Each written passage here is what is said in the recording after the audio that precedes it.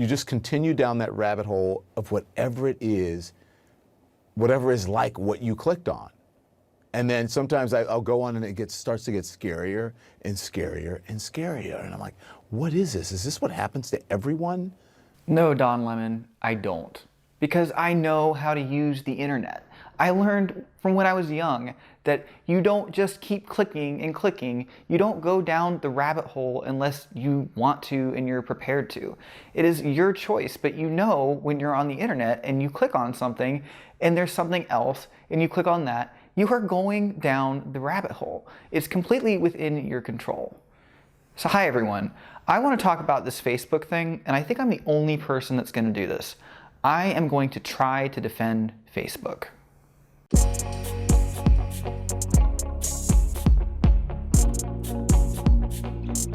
I don't think January 6th was Facebook's fault. I'm just going to come out and say it. I think this is something a little bit bigger than a little social media app. This is an app that you either install on your phone or visit in a web browser, and you can talk to other people, make friends, and join groups. I really don't think that you can pin this on Facebook, you know, MySpace Plus. I don't think that that's an apt thing to do. And beyond that, I noticed the news is just going at Facebook's throat. I have it on all day. I probably shouldn't. It's always CNN. And it's like every hour on the hour, it's time to bash Facebook. They generally say the same things over and over again, and I'm going to cover a few of them. This actually is one of my favorite. The Washington Post reports that starting in 2017, Facebook's algorithm was programmed to put higher value on emojis like the angry face. They gave an angry response 5 times more value than content that got likes on the newsfeed. So this is actually a logic trick, because what they're saying is actually technically true. They are not lying here, but they're omitting information that is pertinent.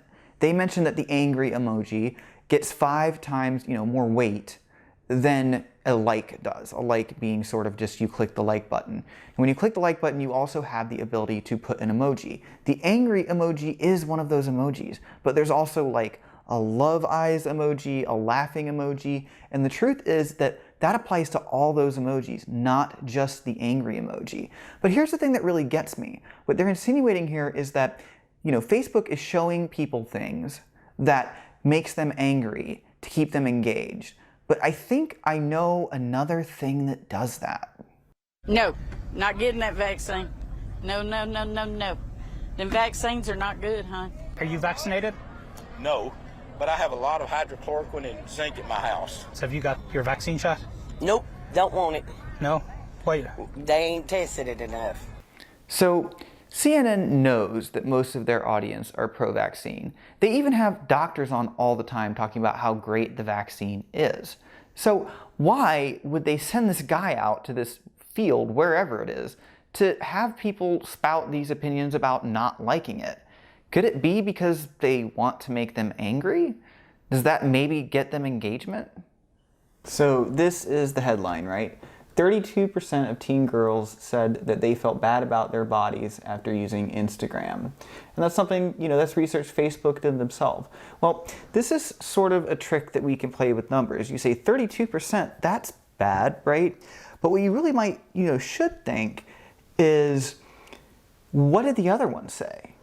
So this is the actual study here, and as you can see, more people actually thought it didn't do anything, or actually made them feel somewhat better, or much better.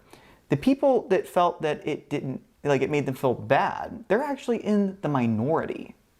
A Facebook report in March, for instance, raising concerns about what people are saying in comments. Quote, "Our ability to detect vaccine hesitancy comments is bad in English and basically non-existent elsewhere." So I am pro-vaccine, but this one was actually a little bit scary to me. You're trying to somehow shut down or curtail people that are vaccine hesitant, so that somebody is saying, I'm not sure I want to get the vaccine, and you're like, shut it down. So that sort of reminds me of something. And cut the phone lines. Contain the spread of misinformation. So I sort of think that's an apt comparison, but probably not in the way that you're thinking. See, CNN, Fox News, these other cable news stations, in a way, they're sort of the old guard. And you might be wondering, well, why are they going after Facebook in particular? Why not the whole internet? Well, the first thing is they sort of do. They go after other things, just not as much.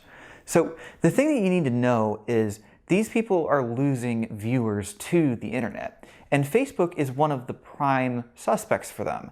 And here's the reason. Basically, Facebook has a problem right now. New users, younger users, are not signing up.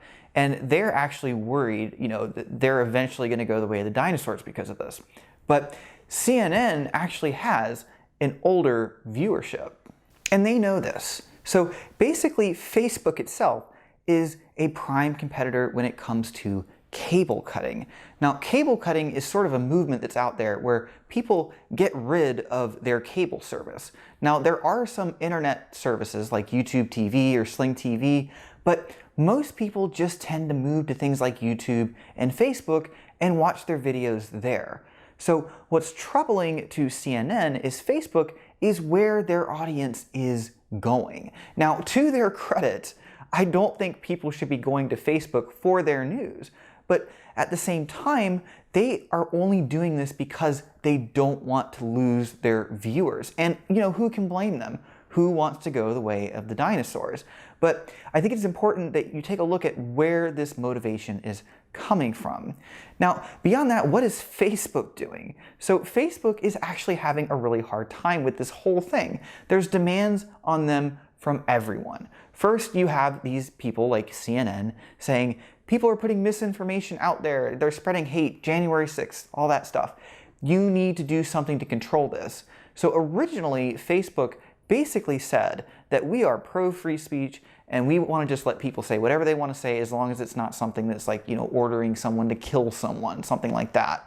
But then they they kind of eventually caved to peer pressure and started to do this. Once they did this, people on the other side, like Fox News, started yelling censorship at them.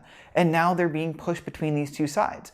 So you may have seen the ads Facebook has saying they are pro-government regulation. Well, why is that? So there's actually a few reasons.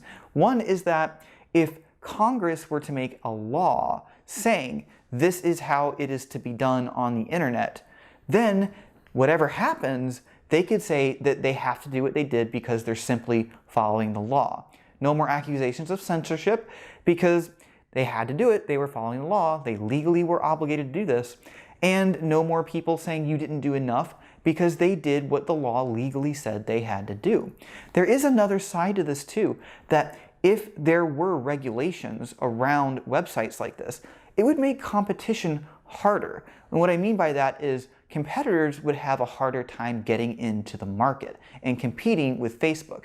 Because as someone who works in an area where there are a lot of government regulations in IT, I can tell you that there are entire job descriptions that are, you're the person that knows the law and tells us what we need to do technically. There are people that make entire careers over this, and those people are not cheap. So anybody that has a bright idea of a cool new thing on the internet now can't just bring it to market that easily. They have to make sure they're in compliance with all of these laws. And so this is kind of a win-win-win for Facebook if this were to happen.